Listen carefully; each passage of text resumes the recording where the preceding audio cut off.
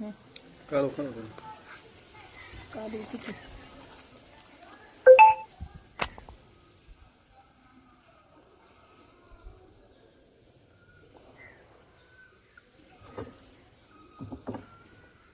तेल, चटणी आणि कच्चा कांदा आणि टमाटर कच्च या खायला. बघा भारी झालंय का नाही. आणि ह्याच्या सोबत टरबूज खायचंय बरं का.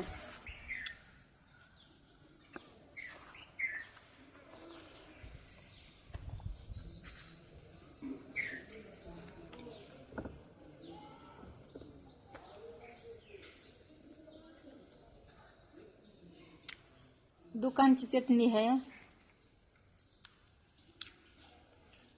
कशी लावायची? मीठ टाकलं लागत नसलं तर आणा मीठ. जरासं चिमट आणा.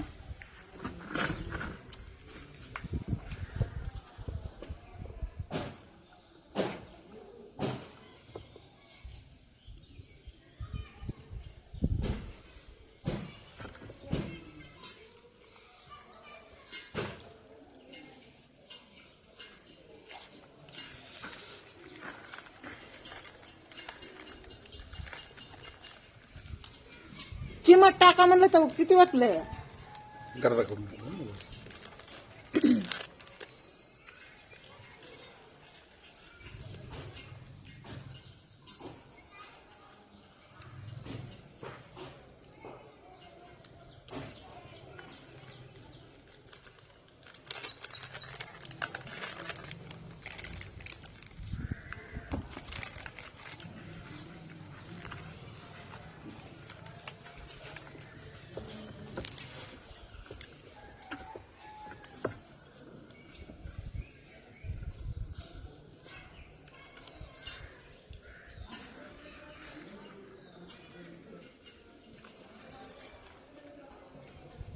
गोड लागायलंय का?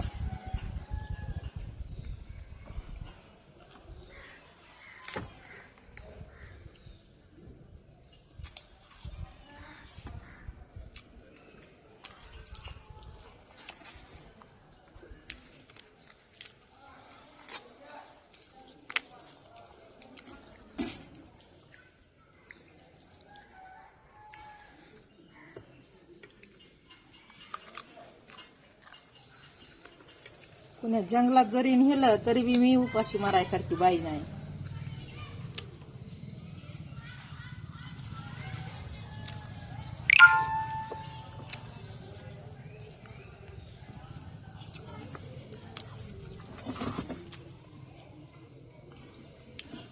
बापाच्या घरी आलाव, लाईट नाही, गॅस नाही, चुलीवर करायला सगळं. आणि चुलीवर करायला भाजीला काही नाही. तर समजा भाजीला जाऊन आणणं हे नाही. तर संध्याकाळी आणणार आहेत आम्ही. आत्ता नव्हतं काय भाजीला व सकाळच्या. तर मग हे बघा भाकरी केल्या दणदण चुलीवर. आणि दुकानावरून चटणी आणली, तेल सगळं आपण समजा आणलंय. म्हणा की थोडं थोडं लागतंय तसं. तेल, मीठ, हळद, भुरकी, ज्वारी आणली दळून. म्हणजे सगळं आणलं आपल्याला जेवढं लागतंय तेवढं.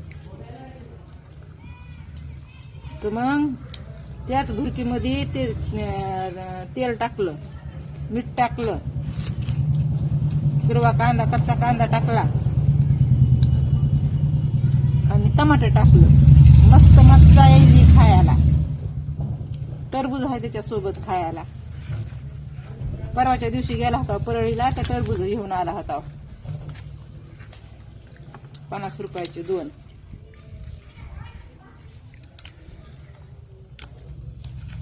कांदे, टमाटे, लसूण, कोथिंबीर, लिंब, बकऱ्याचं मटण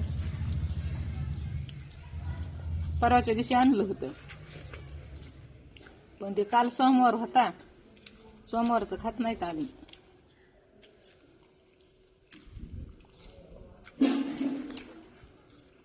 तर मग आज मंगळवार आहे,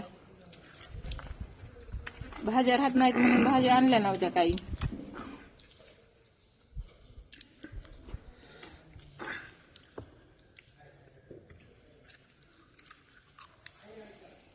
आता उद्याच्याला जायचंय आम्हाला तिकडं, म्हणून कशाला म्हणलं आणायचंय भाजीपाला.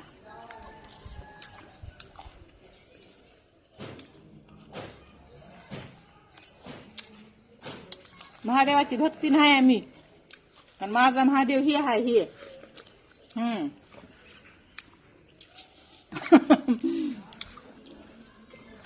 त्या महादेवासाठी एखादा दिवस पाळावा लागतं या, तर सोमवार पाळीत आहो.